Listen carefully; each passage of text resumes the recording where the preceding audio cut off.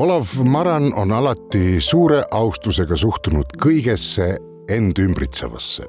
Igal asjal on oma kindel koht, vorm ja aeg. Nii on ka tema maalidel iga element asetatud täpselt kaalutletud kohta ning oma kindla põhjusega. Marani lillemaalidel maalib kunstnik tundlikult ja südamega iga viimase kroonõie täpselt sellisena, nagu Jumal on ta loonud.